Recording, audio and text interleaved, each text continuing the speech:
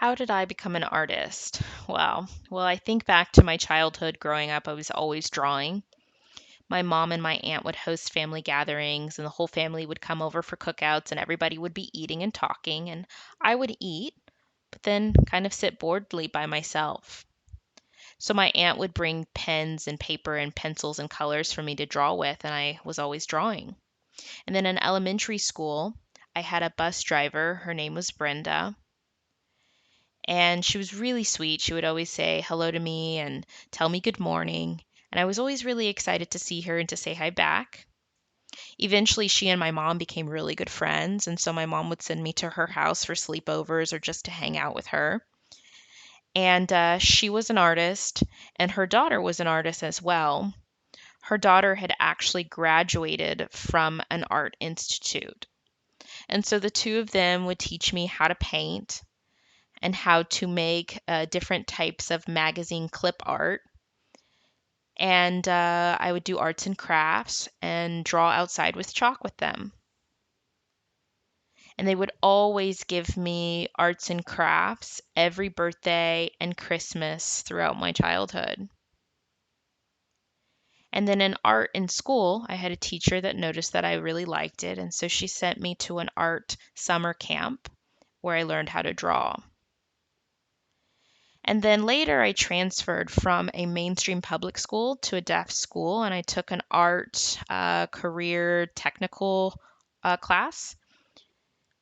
And the teacher was really serious about art, and I learned so much from her. I owe a lot of gratitude to her. Her name is Mrs. Minot.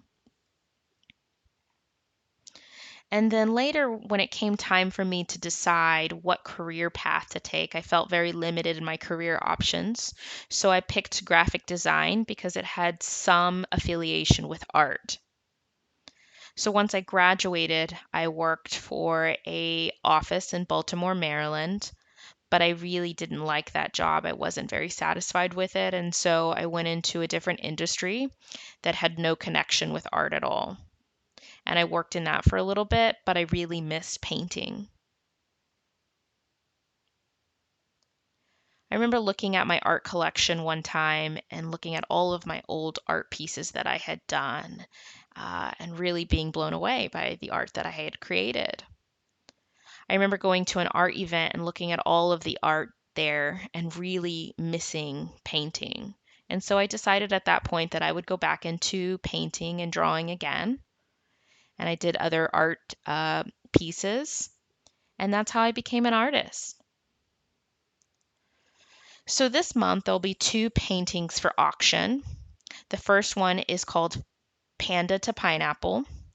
Now the sign for panda and pineapple can be signed the same, and it's with the F hand shape over the right eye. And I never signed it that way. I would always sign or fingerspell panda and then sign pineapple with a P on the dimples of my cheek. But the sign for panda and pineapple being used the same way is really common to see on the West Coast. And so I adopted that, and I thought that that was really neat.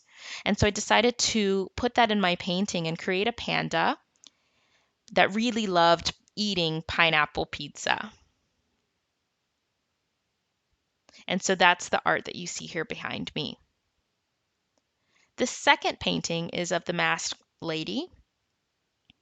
In the 1920s, there was a pandemic.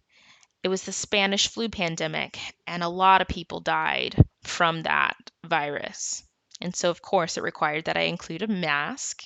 And I wanted to have a vintage dress that was representative of the 1920s era. And so I breathed sign into this painting, and I wanted to have the symbol of smelling flowers that is representative that everything will be all right. So just breathe and smell the flowers.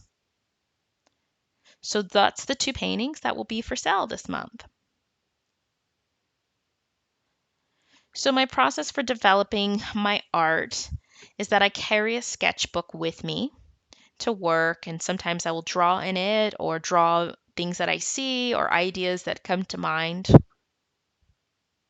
And when I'm sleeping, that's when I typically get my vision for exactly what I want my art piece to look like.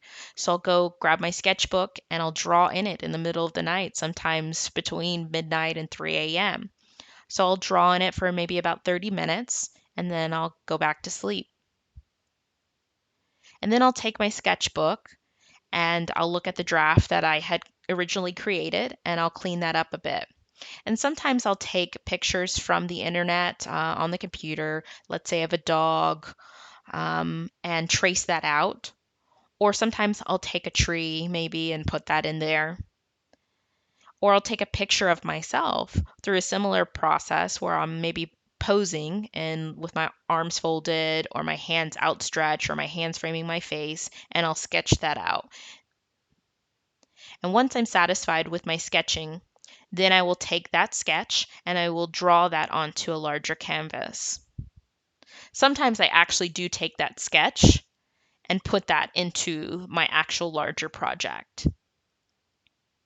And then I take layers of paint and I build upon those various layers of paint. And I do that throughout a course of several days until I'm satisfied with the painting. And that's how I develop my art.